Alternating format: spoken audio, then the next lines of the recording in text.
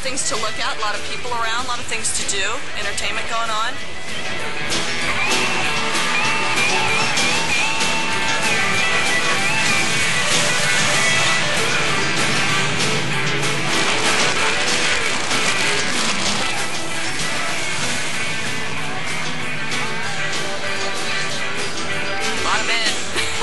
There's beautiful cars. There's a lot of good-looking cars, good sound of motors.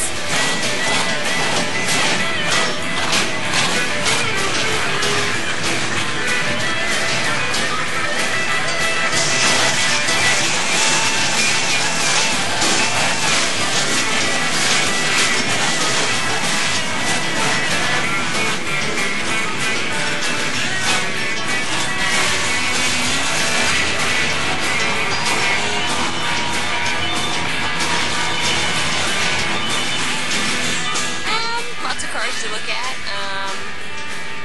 lots of people. Yeah, I'm a people watcher, so.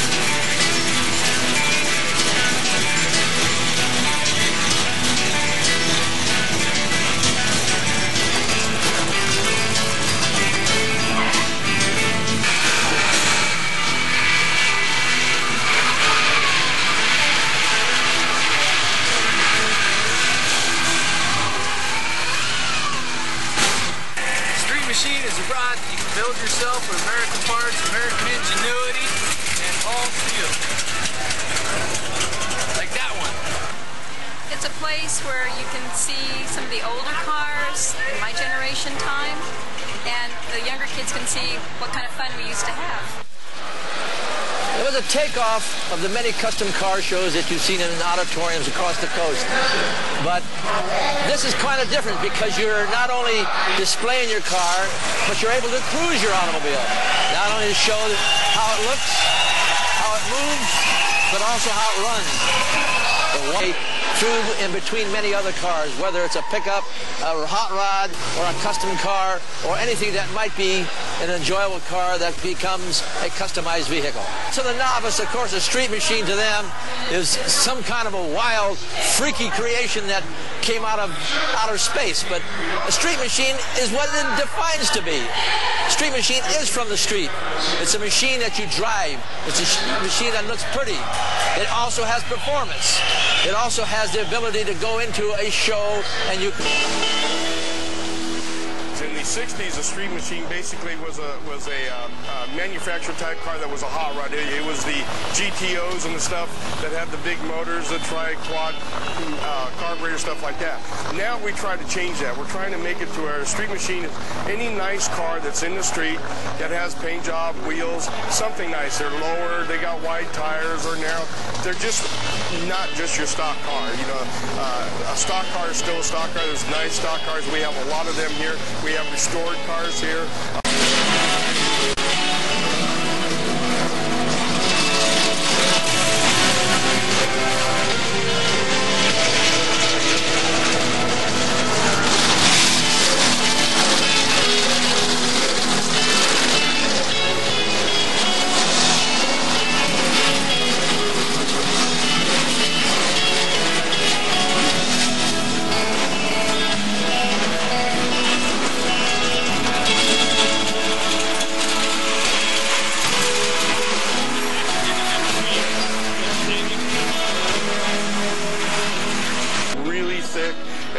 kind of camaraderie. They just stick together. I mean, people sometimes miss 2 years of this and they come back and all their friends are here and they just love it.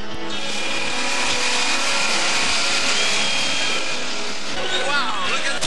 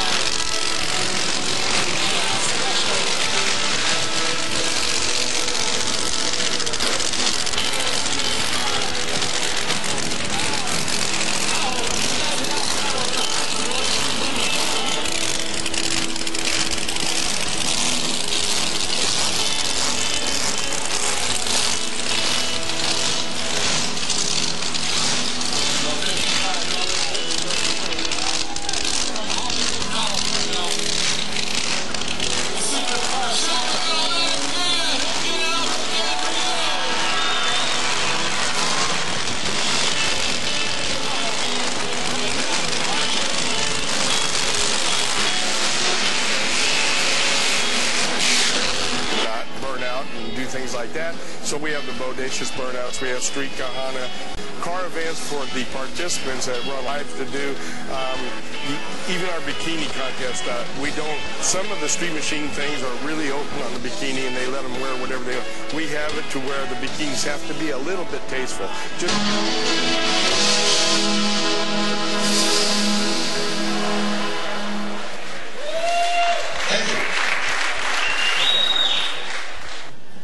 One of our biggest attractions here, especially in the action arena, where we have like 5 huge grandstands and we fill it up as soon as over the PA you hear bodacious run out to the action arena, you can just see the wave of people going over to there.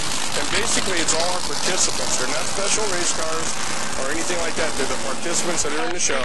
They go over to the action arena, they get in a long line and wait a long time to take this beautiful...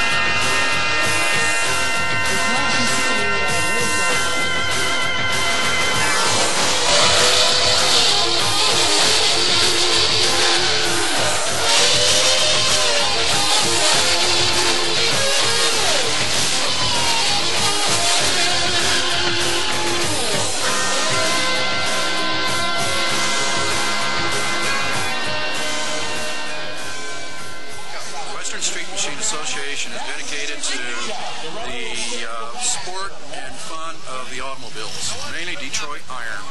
Getting the kids off the street, getting them together, getting them to have a lot of fun, enjoy themselves, getting them intermixed with the different age groups.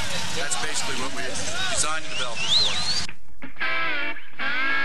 Even though the World Street Machine Association is opened up to all years, all makes, and all models, that means rods, everything, customs, we kind of still have our favorite, and that's the Pro Street cars. And we have a Pro Street section over on that side, of which we have a complete trophy championship just for the Pro Street cars.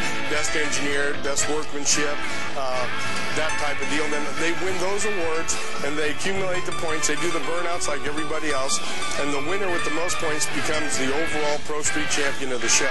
And we're kind of proud of that deal, and we've gone from 20 cars to about 100 cars this year. It's just getting real exciting and getting to be a neat deal. Pro Street's quite attractive here. Pro Street car basically, even though not all of them have blowers or all that stuff out of the hood, that's a stigma that they have. They have the big blown engines sticking out of the hood, and then in the back of the car, the thing that really shows a Pro Street is the narrowed rear ends with the big wide tires. And that pretty much does it. They have roll cages, some do and some don't, but basically the big engine sticking out of the hood and the narrowed rear end with the wide tires. I guess that's the best way to say that.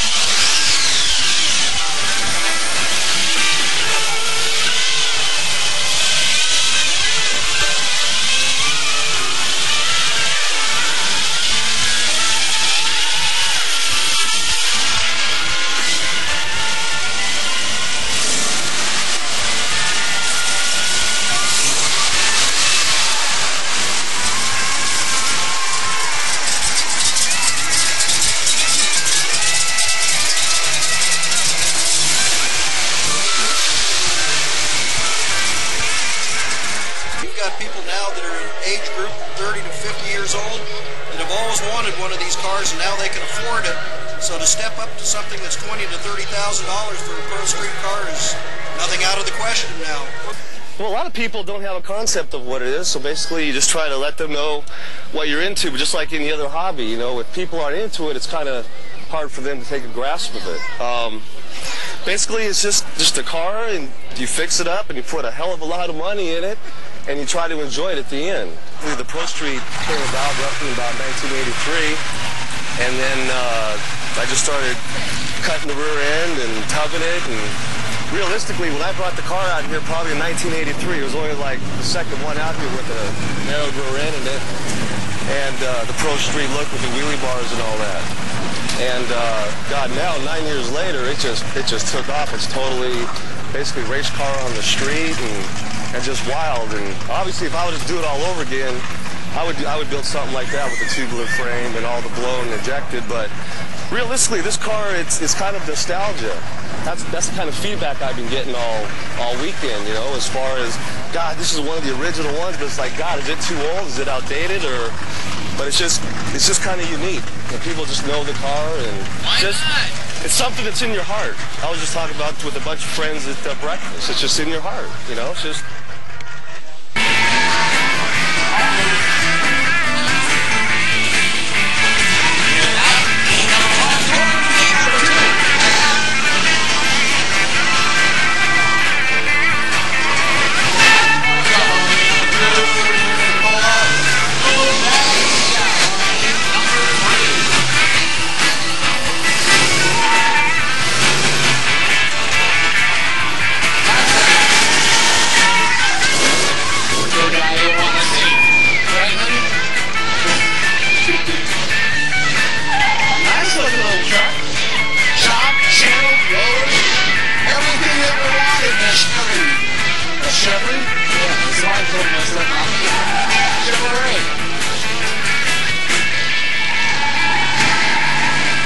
Nice quiet truck too. Especially. It's nice to see a mini truck that doesn't have 50,000-watt stereo with speakers and everything.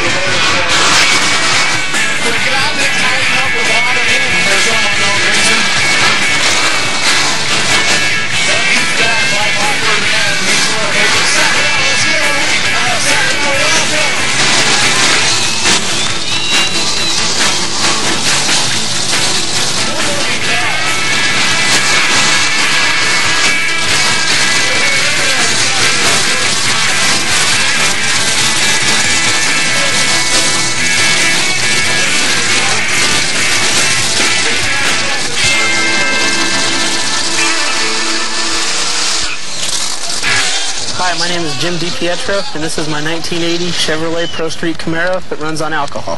Now, we built it about 10 years ago and have just continually kept changing it to eventually win this show one year, which we did last year. It's a 396 Chevy, board 60 over, with a hard chrome crank, LS7 rods, Crowler cam, Urson roller rockers, crane stud girdle, titanium retainers, blower drive service 671 supercharger, and an Enderle fuel injection system. The front end is an Alston copy of a Pinto rack and pinion. The rear end is a narrowed 12-bolt Chevrolet with Summers Brothers axles, a Marks Williams spool, and 488 gears. Paint was done by Daryl Haney at the Paintworks. It's a GM Fleet Red in Imron. Interior was done by the Car Guys in Reno, Nevada. It's in a gray cloth. The interior also has a 14-point roll cage tied into the frame. The shifter is a Hurst quarter stick for a Turbo 400 with a reverse pattern. Gauges are all liquid-filled auto meters. What kind of looks you got on the street when you would sing? Usually people will stop and just kind of wonder what. They'll stop right in front of you and just stare right at you.